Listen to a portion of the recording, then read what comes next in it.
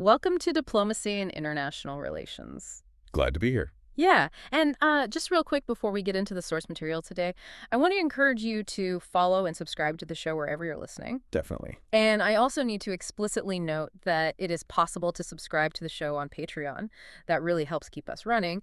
And you gain access to extra episodes as well as weekly and monthly briefings on Danish politics. The link is in the description. It's some really great extra content, so yeah, check that out. Right. So today, our mission is to understand a pretty massive geopolitical pivot.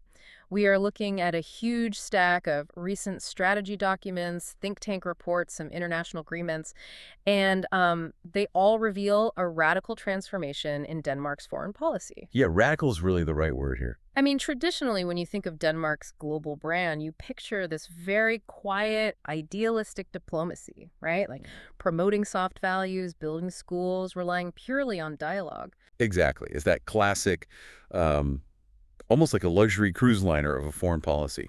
Very polite, working strictly within the UN frameworks, but that old model is basically gone. Gone entirely. And these documents show how they've rapidly pivoted to become this really hard-nosed, pragmatic geopolitical frontrunner. And there's actually a specific term for this new official strategy. It was introduced by the foreign minister, Lars Løkke Rasmussen, and it's called pragmatic idealism.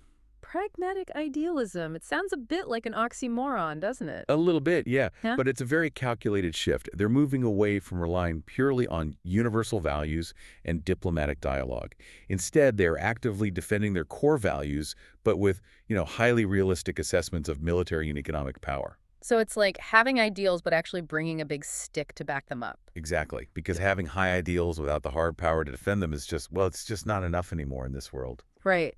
But a country doesn't just wake up one Tuesday and completely rewrite its geopolitical identity, There has to be a catalyst.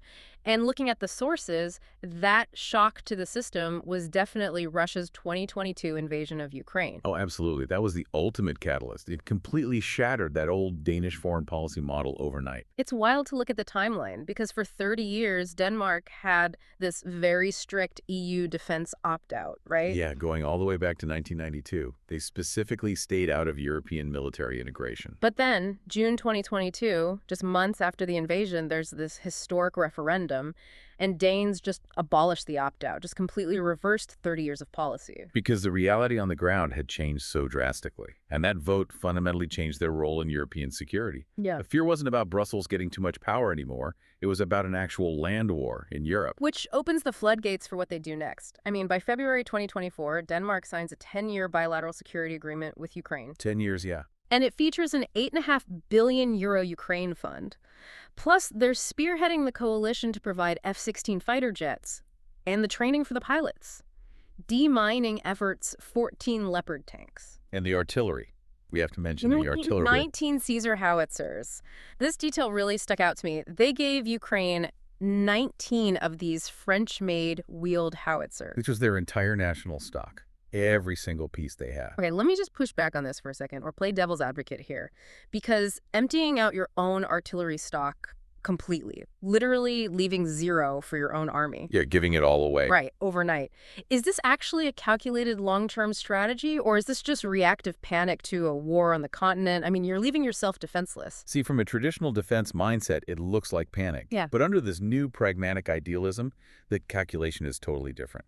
The assessment in Copenhagen is that the front line of Danish defense isn't at the Danish border anymore. It's in Ukraine. So keeping 19 howitzers in a warehouse doesn't actually make them safer. Exactly. If Ukraine falls, Europe destabilizes. So putting that artillery directly into the hands of Ukrainian soldiers is literally the most efficient use of those weapons for Denmark's own security. Wow, okay.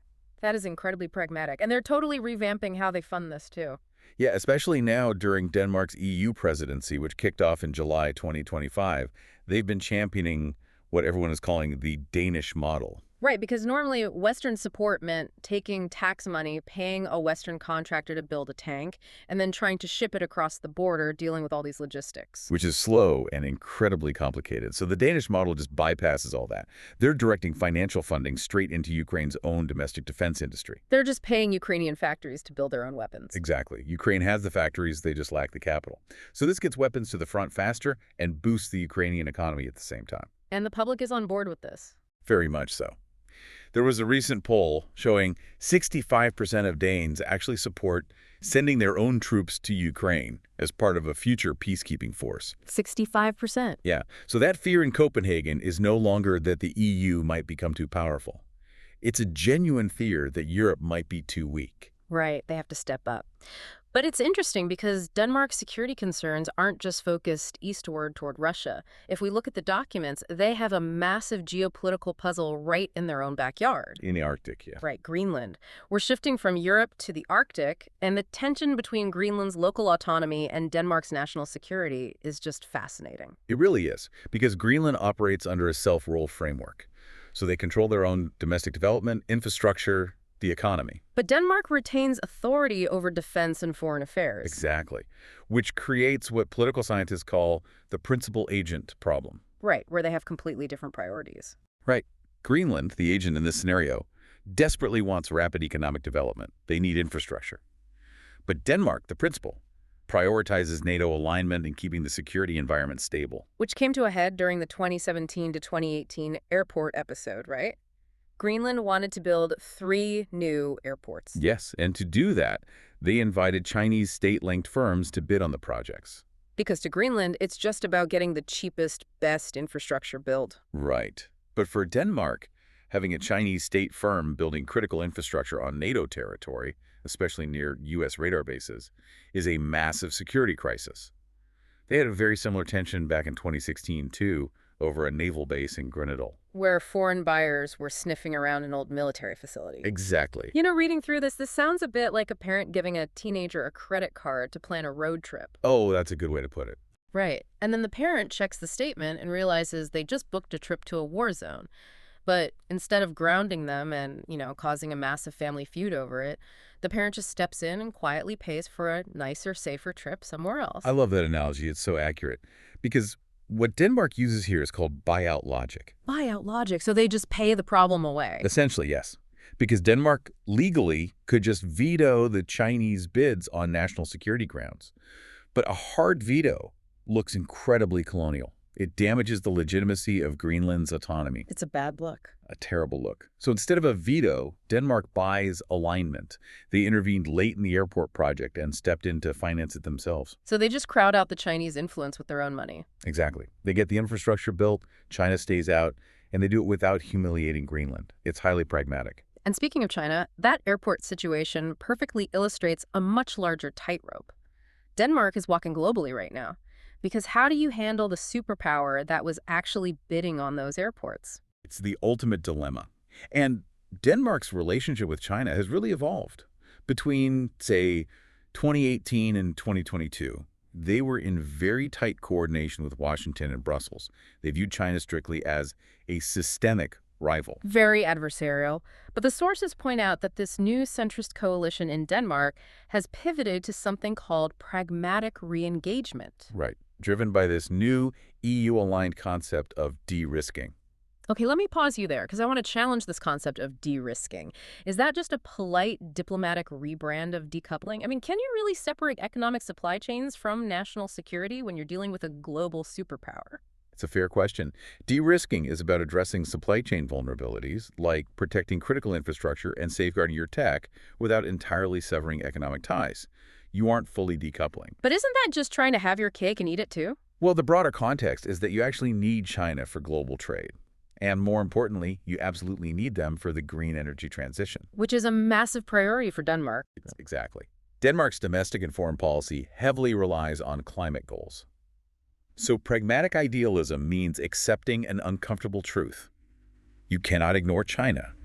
You can't decouple. You need their solar panels, their rare earth metals. Right. So you protect your Danish companies regarding cybersecurity and export controls, but you keep the dialogue open.